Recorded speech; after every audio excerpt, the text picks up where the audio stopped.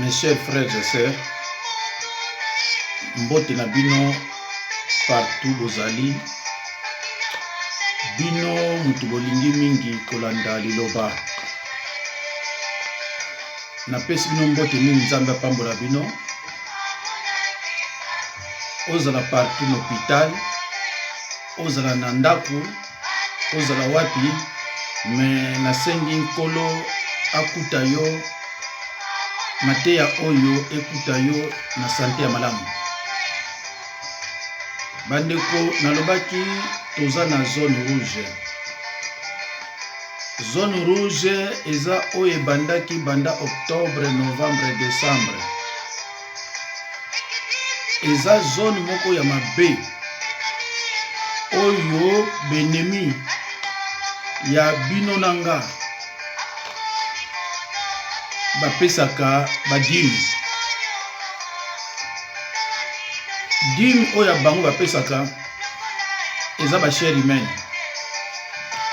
Yango wana j'ai pris cette décision,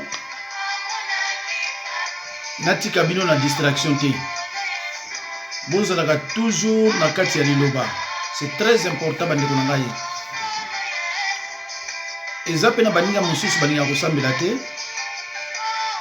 Mais tango bazwaka maladi bakotaka na hôpital balukaka biso. Pasteur ya kobondela mpo na nga. Tomona ba mosusu baza lofundu akusakana te. Mitango abeli ndeko lofundu nyonso esili. Andimelaka nzambe te, abandi kondimela nzambe na hôpital. Mes chers frères et sœurs dans le Seigneur, napesaki bino thème dernièrement, relation et communion avec Dieu. Tu parles qui na relation et communion avec Dieu. Et botilaki biso makambo ebele. Soki mateya oyo ya relation et communion, soki yo yebi yango te, ekozala na yo difficile po yeba makambo ebele. Obana ozala no toujours na bobungi. Ndeko na ngai, bayebaka mosali na nzambe na liloba. Bakoki koloba, bakoki kofinga mosali ya nzambe wana ndenge balingi. Jésus Christ a se décourageaki te. Même famille na ye moko banda kondima ye te, mais a se décourageaki te. Abanda ko te ya liloba. Bato bazolande babime mutu oyo azotambola ba pécheur, mais liloba eza na kati na ye. Oyo azaka na liloba azaka pe na Molimo Santo. Mutu oyo bomonaka azoteya boye bafoti ebele azokoka kolembisa bino na liloba te, aza na communion pe na nzambe te. Soki aza na communion na nzambe te, akoza pe na Molimo Santo te. Poza na Molimo Santo, il faut ozala na communion na nzambe. Ndeko bolanda mateyo très bien. Thème lelo ezali frères et sœurs en Christ dans le Seigneur, est-ce que l'homme animal est-il en relation et communion avec Dieu? Tu parles d'une relation. Tu lobaki tata nyonso ti akokufa azaka na relation na mwana ye. Ndenge nzambe pe azalaka na relation atake créateur na ba créature na nyonso. Nzambe azana na relation na Satana, Nzambe azana na relation na bandoki, Nzambe azana na relation na banganga, Nzambe azana na relation na bat nyonso yo ya mabe. Pourquoi Nzambe azana na relation na bango? Parce que yende mutu akela bango.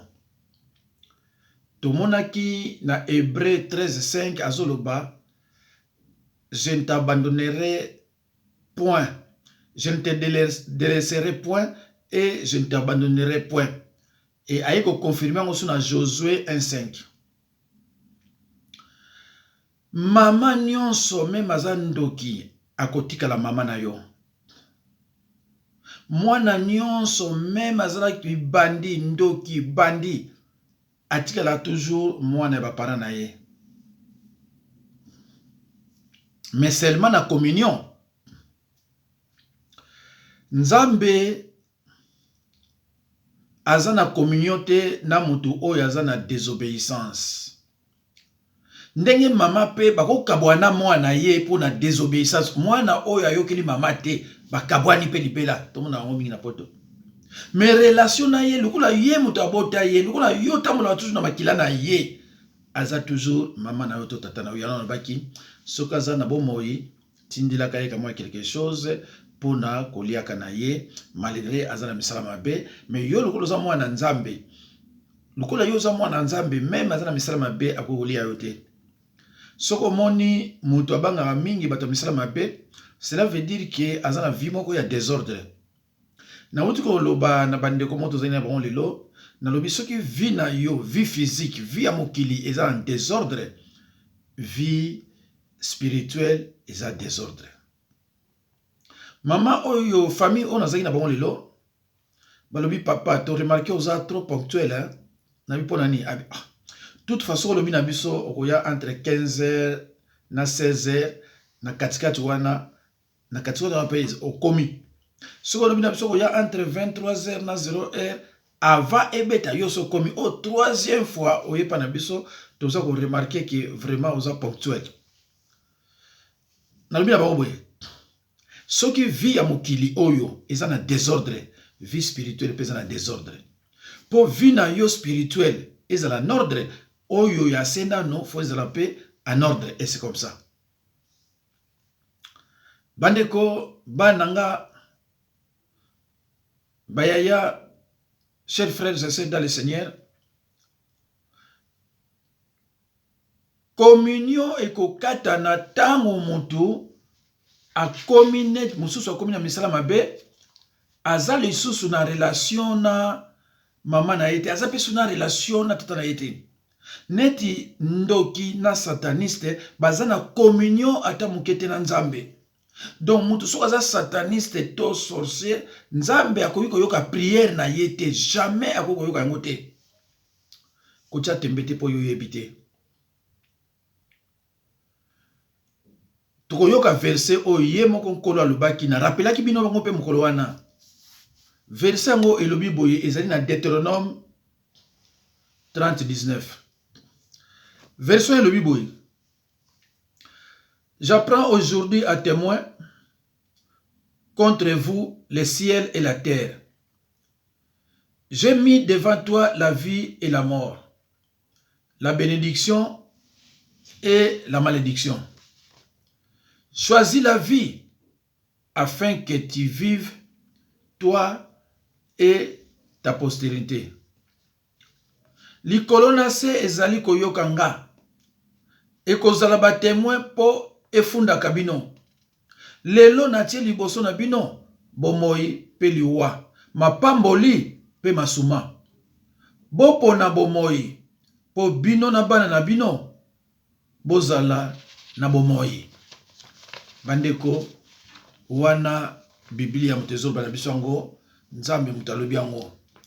Alobi, j'ai mis devant toi la vie et la mort, mais choisis la vie.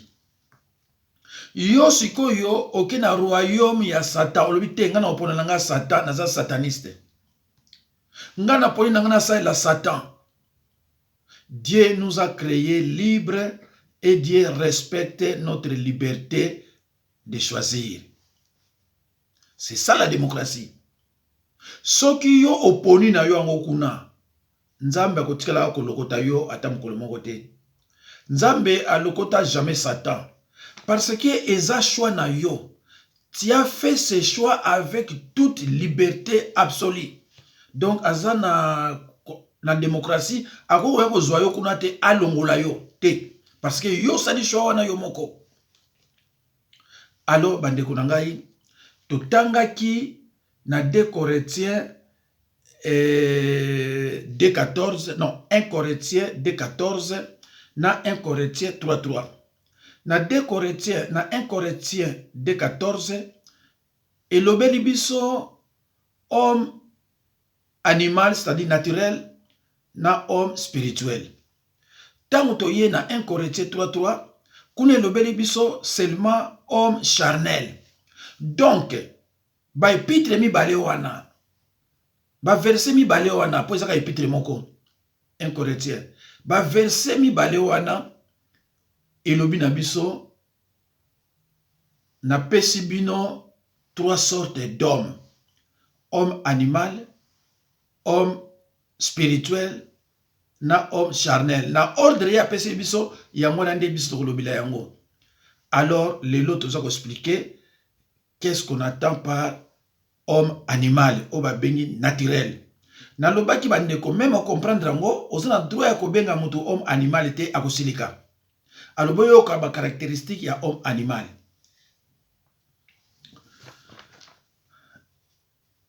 A, parce que ça misa to bali na A, B, homme spirituel, C, homme charnel. Na ko pesa bino ngo bomone kolanda na po comprendre ngo bien.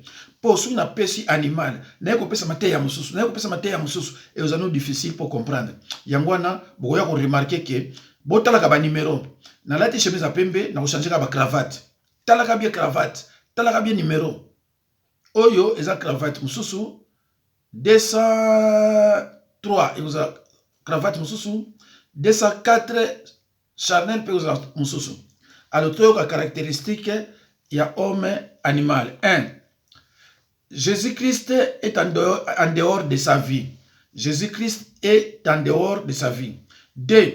L'homme lui-même dirige les différents aspects de sa vie. 3. Il ne s'intéresse pas aux choses de Dieu. 4. Il aime le monde et ses plaisirs, argent, sexe, etc. Il s'adonne, il pratique pas, il s'adonne à la magie, aux fétiches, aux sciences occultes, aux traditions et aux coutumes. 6. Il est sous la colère de Dieu. 7. À sa mort, il va directement en enfer. Donc, soki akufi, mbala moko na lifelo, azala nzela mususu te pa ya okende. Bana nzambe. Donc, bon landa mate ya oyo, vraiment na bokebi, auto expliquer bino, l'homme charnel. Balobi, homme charnel, Jésus-Christ est en dehors de sa vie. Ayamba Jésus-Christ était. Donc, muto ya yamane Jésus-Christ était. Musani masanga, musani basi, musani makamandingi na ndenge. Babenga kaye homme animal. Mais le kola aza homme animal, yo yebi kaza homme animal, alingi makamanzambe te, alingi to lobile yango te. Pardon, mais yo kolo bana ete kaza homme animal. Mais ozomona kaza homme animal, mais kolo bana yango te. 2. L'homme lui-même dirige les différents aspects de sa vie. 3. Il ne s'intéresse pas aux choses de Dieu. 4. Il aime le monde et ses plaisirs, argent, sexe, etc. 5. Il s'adonne à la magie, aux fétiches, aux sciences occultes, aux traditions et coutumes. 6. Il est sous la colère de Dieu. 7. À sa mort, il va directement en enfer. Alors, mes chers frères et sœurs, l'homme animal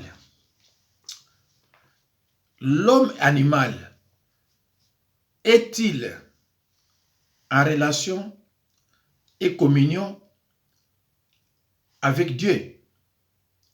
Non, l'homme animal n'est pas. Il est en relation avec Dieu, mais il n'est pas en communion avec Dieu. Bolandi explication na pesaka relation et communion. Donc, ce qu'on landi au numéro 202, ce qu'on landi ango, on comprendre bien te zonga na 201. So ke na 201, on comprendre bien, au zongi si qu'on a 202, au ke na 203, au ke na 204.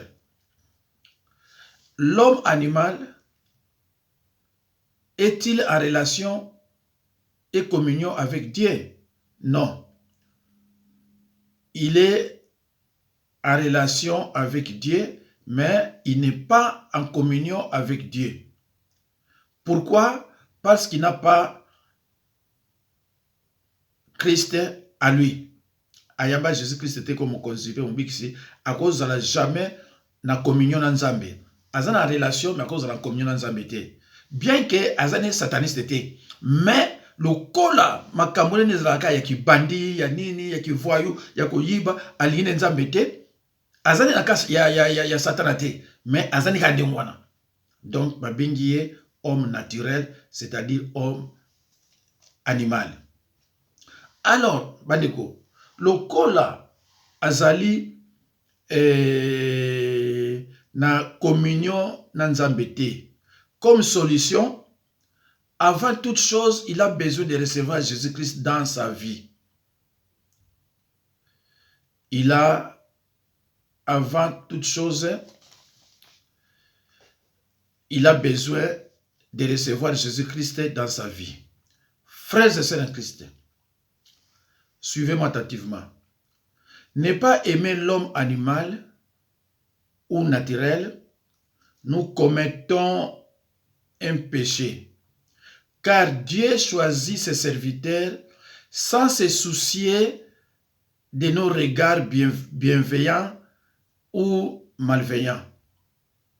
La Bible nous montre que de nombreux serviteurs choisis par Dieu, de Moïse à Paul, grandissaient dans la pratique du mal jusqu'au jour où une révélation du seul véritable Dieu les toucha.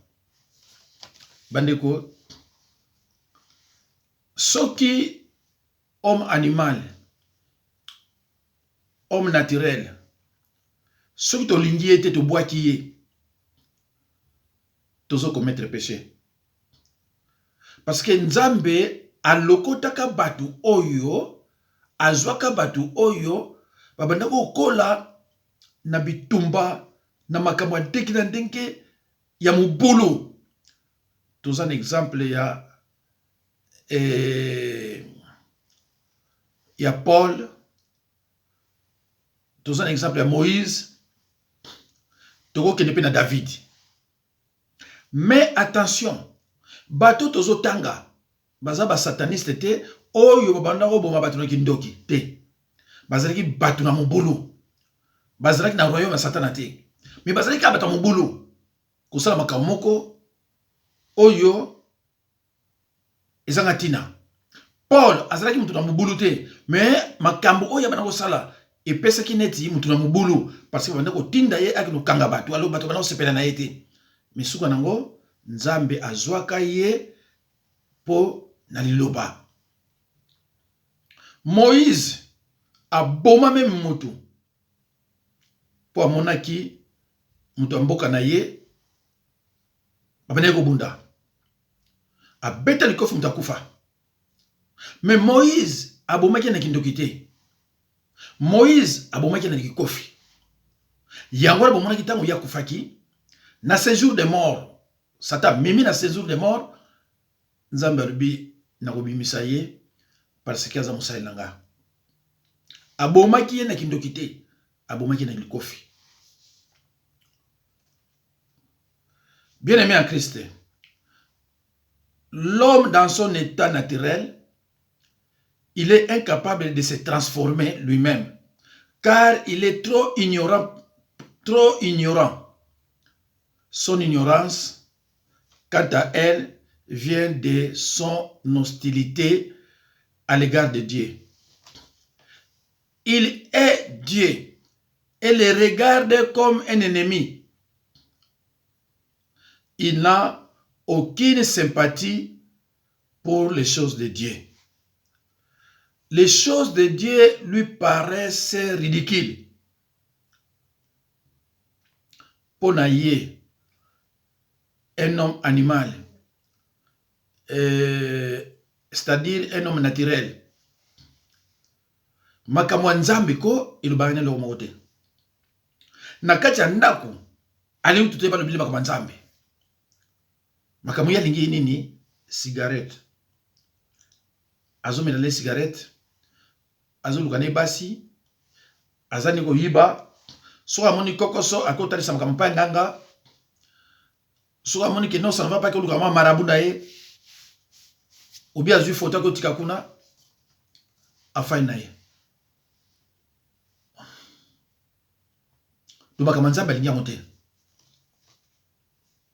C'est pour cela, nous avons dit et là, on bosso comme solution to sala, koyambisaye, yezumasia, comme on konzi, pe mobikisi.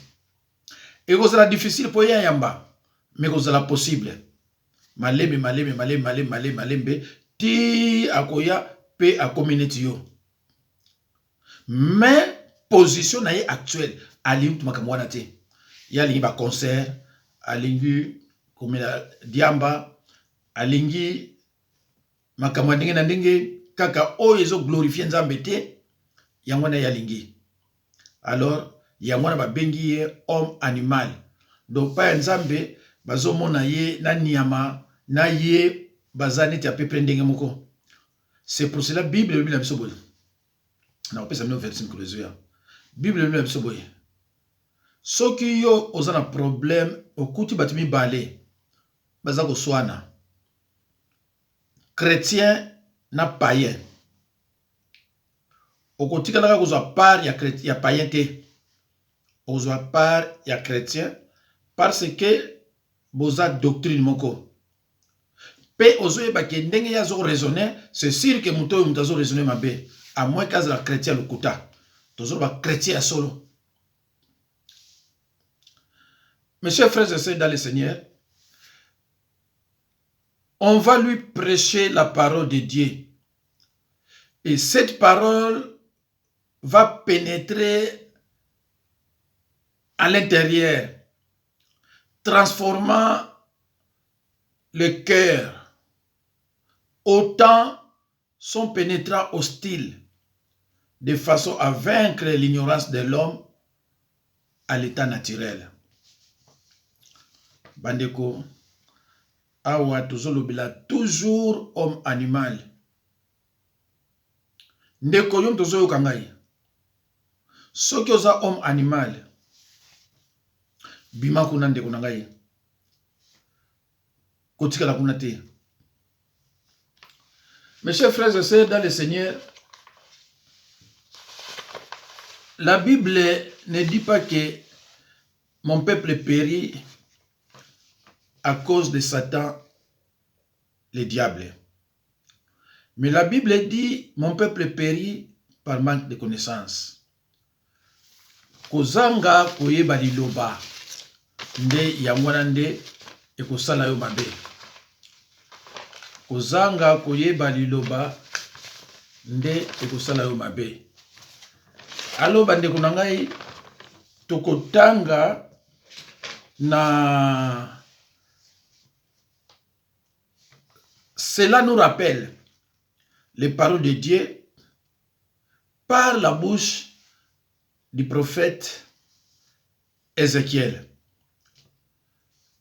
Mes chers frères et sœurs, tu as toujours na homme animal, homme naturel. Alors, tokotanga liloba na Nzambe oyo achaki na munoko ya Ézéchiel. Tokotanga na Ézéchiel 36, 25 à 27. Bandeko, bolanda ngona bokebi nyonso. Nakotanga yango malembe. Tobani na verset 25. Yoka Nzambe ninga zoloba, promesse na ye wa zoloba na homme animal, homme naturel. Je lis au nom de Jésus-Christ. Je répandrai sur vous une eau pure et vous serez purifiés. Je purifierai de toutes vos souillures et de toutes vos idoles. Ndeko onazotanga na Biblia. Na Ézéchiel 36, 25 à 27. Je reprends le verset 25. Je répandrai sur vous une eau pure, une eau pure, et vous serez purifiés. Je purifierai de toutes vos souillures et de toutes vos idoles. Je vous donnerai un cœur nouveau et je mettrai en vous un esprit nouveau. J'ôterai de votre corps les cœurs de pierre et je vous donnerai un cœur de chair. 27. Je mettrai mon esprit en vous et je ferai en sorte que vous observiez et pratiquiez mes lois. Ndeko, na banzi bozoyoka oyo Biblia eza koloba maloba na Nzambe na munoko ya Ezekiel. Totangi na lingala na 25. Nakobwakela bino mai ya peto po esukola bino.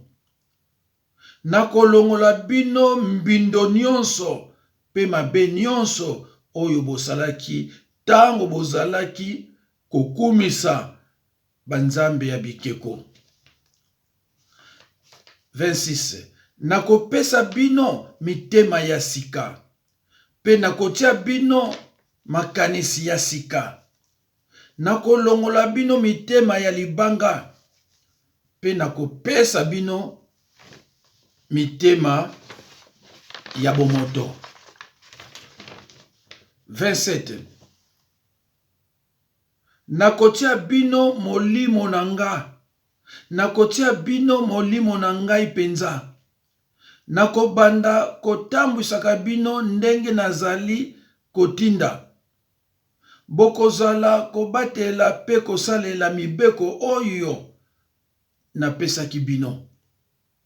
Bandeko na ngai, oyo toza koloba eza biloko oyo ya Nzambe na munoko ya Ezekiel. Mes chers frères et sœurs, je reprends que la Bible ne dit pas que mon peuple est détruit à cause de Satan le diable, mais par manque de connaissance. Mes chers frères et sœurs dans le Seigneur, tant de chrétiens mènent une vie pleine de troubles et d'agitation et remplie d'échecs à raison de leur ignorance de la parole de Dieu. Mes chers frères et sœurs, tant de chrétiens mènent une vie pleine de troubles et d'agitation et remplie d'échecs en raison de leur ignorance de la parole de Dieu. Bandeko, bana na Nzambe belé bazo vivre na bobungi po bazangi liloba. Bandeko, Jésus-Christ disait toujours, ceux qui sont mes frères et sœurs, ce sont ceux qui écoutent la parole de Dieu et qui la mettent en pratique. Ndeko, tango yo botami, obandi kokola, tango yambika ka Jésus-Christ comme Seigneur et Sauveur, okoti na bitumba moko ya kosakana te. Kaka ndenge ondimeli wana, okoti na bitumba ya kosakana te. Yozo mona bazoko ataki olobi menga asali nini? Me osali nini?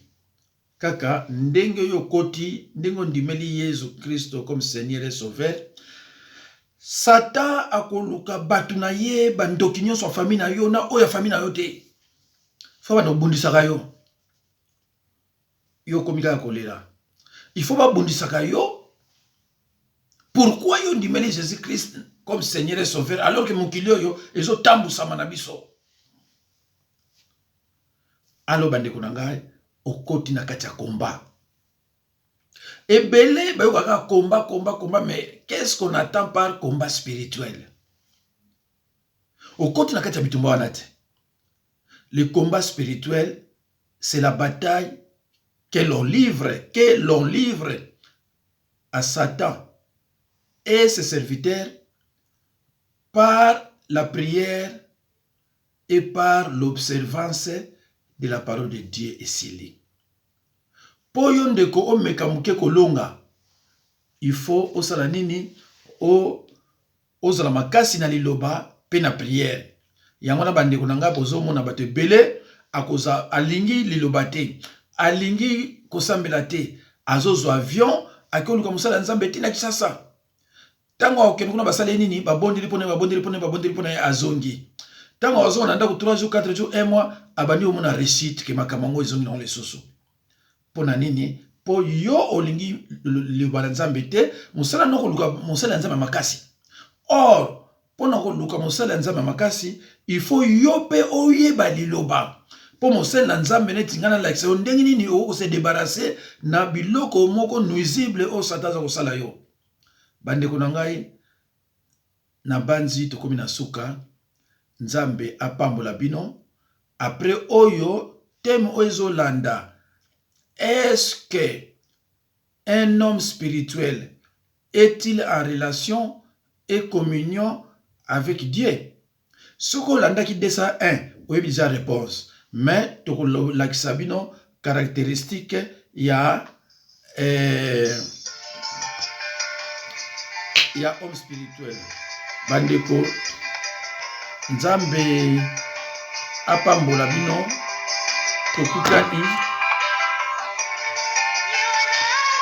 tokutani mbala ya sima. Bola la bien. O bazana butu. O bazana moyi. Bokende. Botambola accompagné na emo kolo. Merci beaucoup. Bobo sandi bate. Merci.